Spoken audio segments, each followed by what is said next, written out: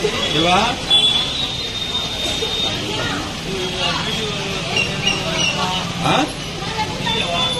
తీసి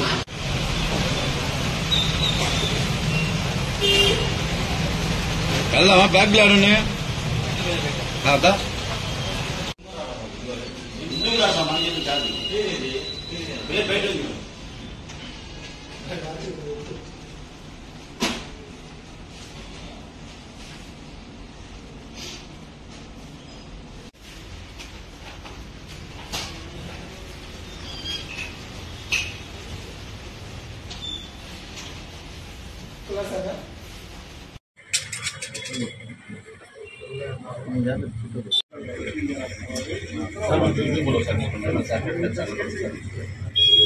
sir ఫోటోగ్రాఫర్లు chance ఇవ్వండి ఒక్క నిమిషం సార్, ఒక్క నిమిషం ఉండండి. చేయగా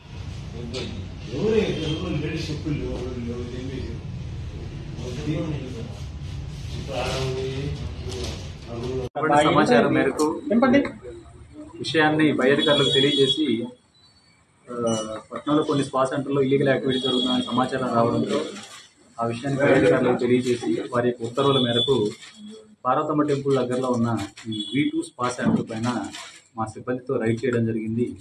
ఈ రైడ్ చేసినప్పుడు ఒక వ్యక్తి, ఒక లేడీ ఈ దీంట్లో మసాజ్ చేయించుకుంటూ దొరకడం జరిగింది.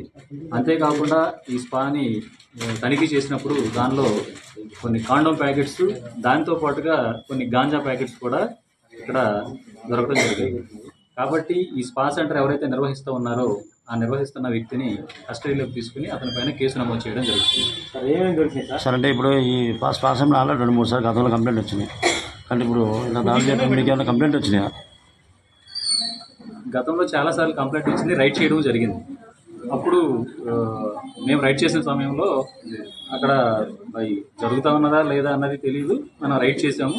అప్పుడు ఎవరు దొరకపోవడంతో మనం అతనికి వార్నింగ్ ఇచ్చి మరలా ఇట్లా జరుగుతామని చెప్పి సమాచారం వచ్చింది. కాబట్టి మీరు ఇట్లాంటి ఇల్లీగల్ యాక్టివిటీస్ చేయకూడదని చెప్పేసి వార్న్ చేయడం జరిగింది.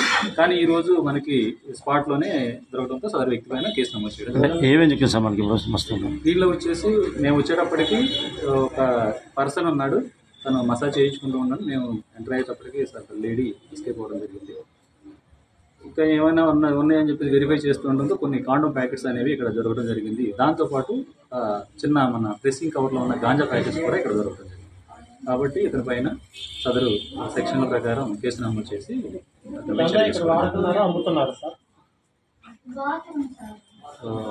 అతను అయితే పర్చేజ్ చేయడానికి, అమ్మడానికే ప్యాకెట్ చేసి పెట్టుకున్నాడు.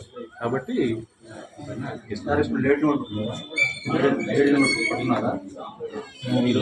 మీరెవరన్నా?